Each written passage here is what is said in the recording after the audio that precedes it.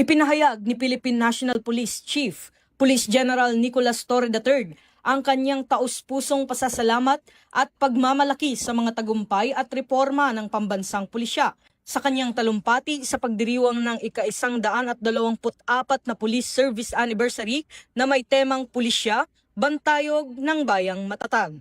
Binigyang diin ni Police General Torre ang kahalagahan ng pagbabalik tanaw sa kasaysayan ng kapulisan mula sa pagkakatatag nito noong 1901 at ang patuloy na paglilingkod sa kabila ng mga hamon.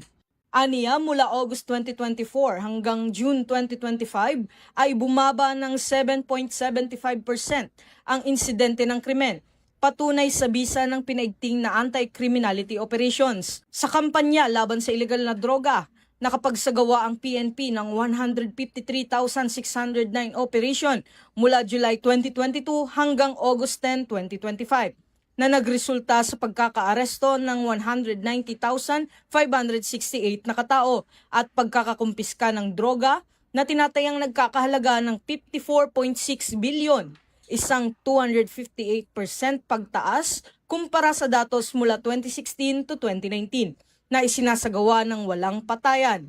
Ipinagmalaki rin ng hepe ng PNP ang kanilang tagumpay laban sa cybercrime, human trafficking, kidnapping at fake news, kabilang ang pagkakabuo ng Anti-Joint Kidnapping Action Committee at Joint Anti-Fake News Action Committee. Sa aspeto ng modernisasyon, nakatanggap ang PNP ng mga makabagong kagamitan tulad na lamang ng 3D laser scanner mula sa United Nations Office on Drugs and Crime upang mapahusay ang mga investigasyon.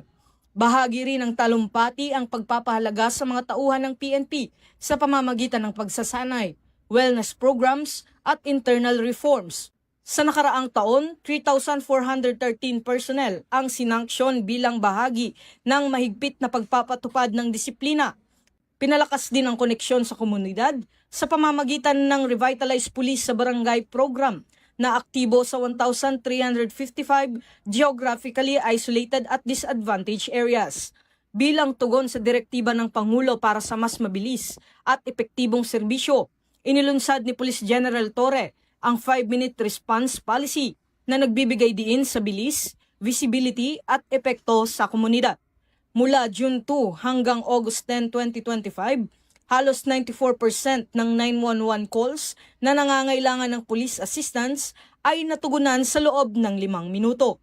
Samantala, taus-pusong pinasalamatan ni Police General Torre si Pangulong Ferdinand Bongbong Marcos Jr. sa patuloy nitong tiwala, suporta at pamumuno na nagbibigay inspirasyon sa PNP na ipagpatuloy ang tapat, mabilis at makabuluhang paglilingkod sa sambayanang Pilipino. As the Chief of the Philippine National Police, I call on every officer and personnel to continue embodying the true spirit of public service. Let us be the police force that people not only respect, but truly trust. Patuloy nating isapuso at isabuhay ang ating sinumpaang tungkulin, maglingkod ng buong husay at tapat, walang bahid ng katiwalian o pagmamalabi sa kapwa, sapagkat sa bawat tapat at mabilis na aksyon ng pulis ay nararamdaman ang tunay na bagong Pilipinas. Above all, we give thanks to the Almighty God for His guidance, His strength, and His protection. Once again, welcome to this historic celebration. Happy 124th Police Service Anniversary to all. Maraming salamat po. Mabuhay ang pambansang pulisya ng Pilipinas. Mabuhay ang bagong Pilipinas.